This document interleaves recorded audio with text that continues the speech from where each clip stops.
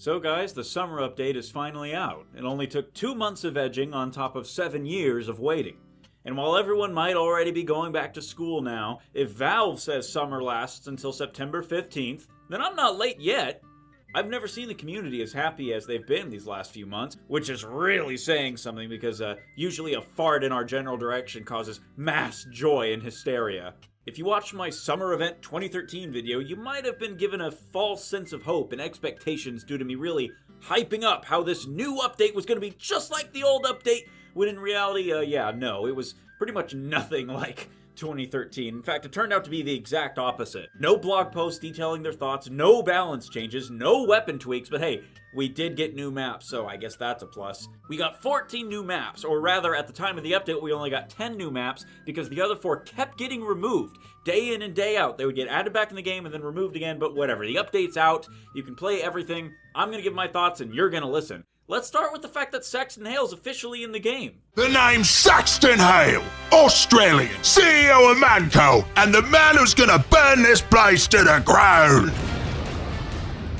For those of you who only know who Saxon Hill is because they started playing around Jungle Inferno and he was in that video, Saxon Hill is a very prolific figure in the older TF2 community. Not just through his many comic appearances, blog posts, and other general shenanigans, but he's also been a custom game mode for the last 10 years. Created by Lizard of Oz, formerly known as Dr. Eggman, and other members of the Random Fortress forums, Versus Saxon Hill was a community game mode released in October of 2010, barely 3 years after the game even came out. He didn't have a model, and the model they did make was based off his very scarce appearance in update pages and comics.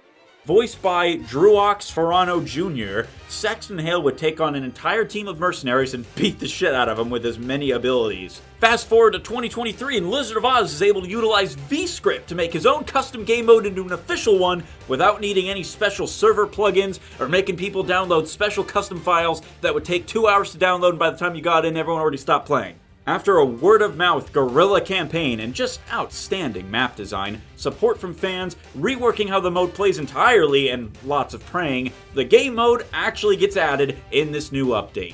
However, it was completely broken when it came out due to Valve somehow forgetting to enable VScript on the map. I think there was a lot of rumors going around, they weren't deleting files on a server restart or a map change, and a bunch of other reasons to add up to the fact that it was no longer officially playable in the game again. They took it away and then they re-added it like 5 or 6 times, but now it works, it's playable, at least until the 15th. Valve had no fanfare to give at all. An entirely brand new game mode just dragged in with no appraisal, no big announcement, not even a blog post. Because of this, I feel like the initial hype around the update kind of died just a little bit, so good going, Valve. But hey, it actually kind of worked out because for the first few weeks, Saxon Hill wasn't available, so then everyone could just play the brand new maps. And then by the time Saxon Hill got back into the game, everyone was already, they played the new maps, but then hey, then they can play the new game mode. So it was like kind of genius, honestly. It's also worth noting that for the first time since the Meet Your Match update, we have new voice lines for the mercenaries. Except not really, because they aren't the official voice actors.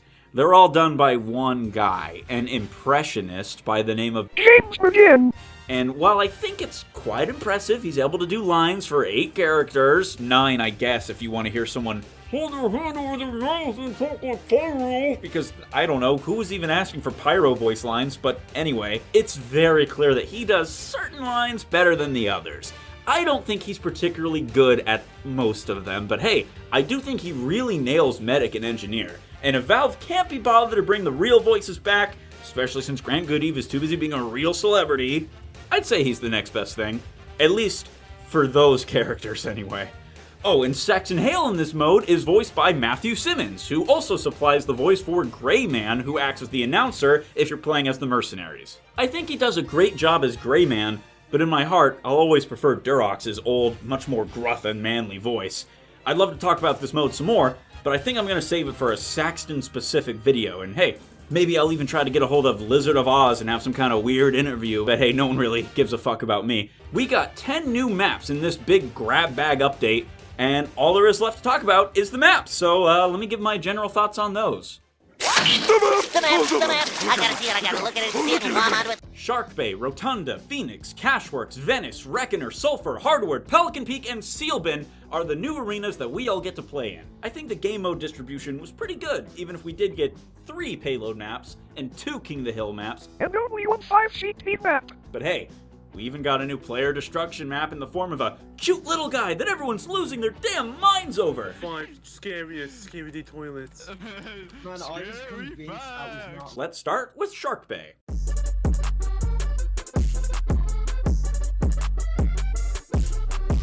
I've had some experience with Shark Bay in the past. I played it during my venture into Seasonal Lander last year and had a lot of fun.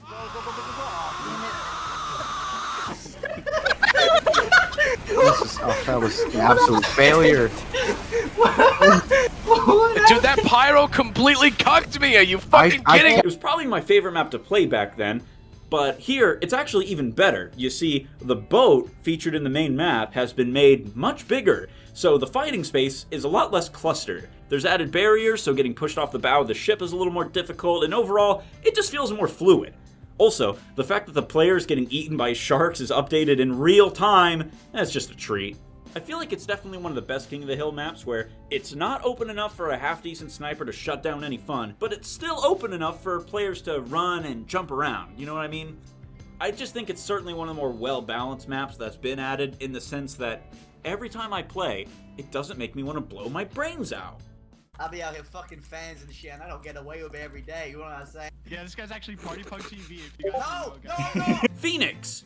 It's good. I played it on TF2 Classic, and I enjoyed it, they're fine enough. But I will say I really like how the dam actually explodes this time around, whereas before it was kind of a gag ending, because the elevator would get up to the top and then break, and then the bomb would just slide all the way back down and blow up. Sacrificing the joke for a pretty cool visual, I think it's something I'm okay with. I remember people hyping this map up like it would be the second coming of Christ, but then you actually play it and it's like, yeah, it's just a pretty good payload map, man. Most of the downsides I could come up with are pretty much just nitpicks, like it's pretty fast-paced, I guess, not to the point where Red Team can't get a defense going, but it still feels like an ongoing thing, you know what I mean? I don't know, it's just good. It's got good pacing, I guess. I guess the downsides I could come up with, they're pretty much just nitpicks, like this hole in the wall leading to the last point doesn't look very natural. It's not a doorway or a busted wall, it's just a squared hole. The final point is huge, but most of the action goes on near the elevator. I haven't seen any fighting going on down here near the water, but maybe some sneaky spies or ninjineers will get more use out of it. I guess this is just one of those maps where you see it on the workshop, you play it on a custom server, and you just think to yourself, yeah, this is going to get in the game, and then it does, and you aren't really surprised or happy, just a feeling of, well, yeah, that was expected. It's a good map with a pretty gorgeous aesthetic to it. I didn't realize I wanted more cool, rocky maps until now, and the early morning sunrise gives it a really peaceful vibe with, like, something sinister lurking under the surface. I like the pseudo 1950s theme going on with the diner and the parked cars, and now the map itself is like a big national park, but I'd say this is one of the best payload maps we've gotten in a long time. It's big, but it also doesn't overstay its welcome like Swiftwater. It's not hard to attack, but it also isn't super easy to defend. It's balanced, and honestly, that's how most maps should strive to be. It should be a even enough struggle. Here comes the money. Here we go. Money talk. Here comes the money. Cashworks. Hey, did you know that this map is over 10 years old? It certainly feels like it. The outdoorsy look and feel, the giant vertical middle section that would have obviously used those yellow and black momentum ramps that later maps had on slanted surfaces, and the ending that's vaguely lore themed with the blue team trying to steal a huge vault of Australium. I like the fake company logos that are scattered around and the obviously repurposed Two-Fort Bridge acting as this last stretch to the final point, which is a horrible sniper sight line, by the way. And all the little feels that seal this map in its era of 2009. Honestly, every game I had on here was good fun.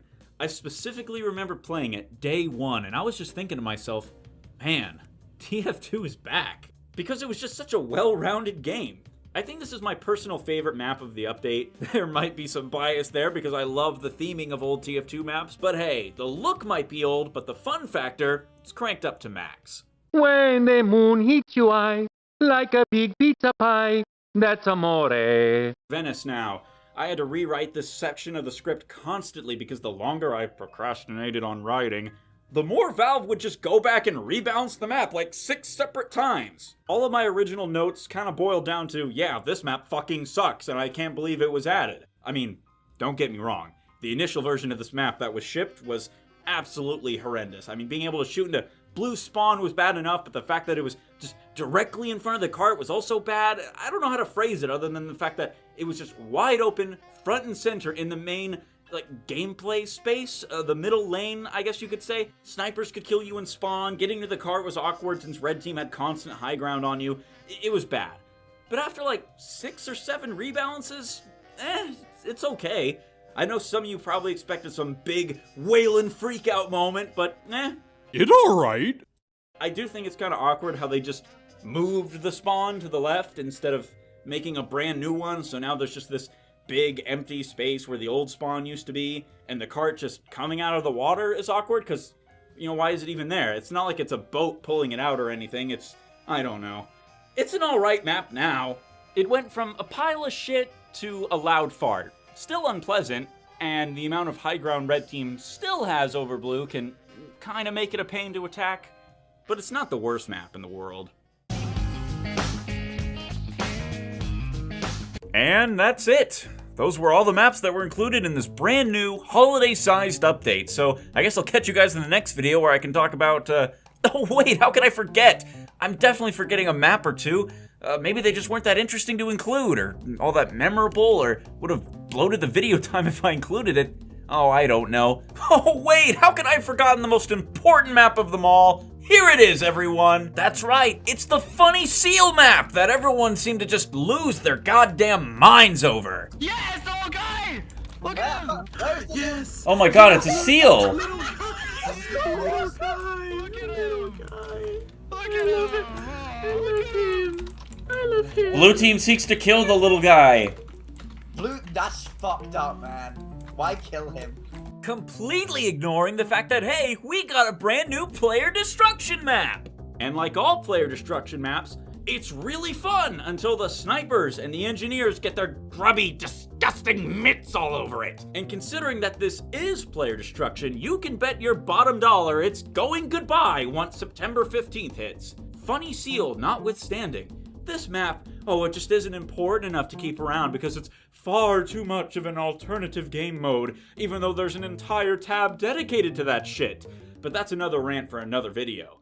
The map is good fun, the playing area is huge, and the beach is ugly and gray. It's a very dreary place to hang out, and I don't know why the mercs are fighting to the death over feeding seals. The seal doesn't even seem to want to be fed. She's trying to get back to her friends as soon as possible. Just look at her. She's horrified. There's sentries everywhere. People are throwing piss. Sand is getting in her eyes, and people are rocket jumping all around. I wouldn't want to stay here either.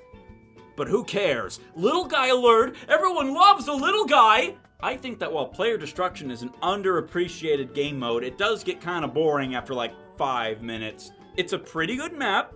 The addition of a funny little seal is always nice, but it still has the problems of literally every other player destruction map. At least it's too open for sentries to dominate the entire playing field, but they're still annoying too. Oh well, maybe I should just be grateful that we got all these new maps anyway. And trust me, I am. I'm very excited about what the future holds. VScript, this new update, times are changing, and for the first time in a while, I can really say I'm excited for the future of Team Fortress 2. That's the summer-sized summer update. Tune into next time where it'll take me 2 more months to talk about a topic I really want to, which will just be outdated by then. But hey, you weren't here to watch that shit anyway! Who cares about my fucking videos? You're only here to watch the good shit! That's right, all Saxon Hill voice lines 2023! Hey, thanks for watching. Don't forget to like and subscribe. I'll try not to take too long when I make a video next time. Here's some fan art I really like, and I'll see you guys whenever I make a new video. Bye-bye.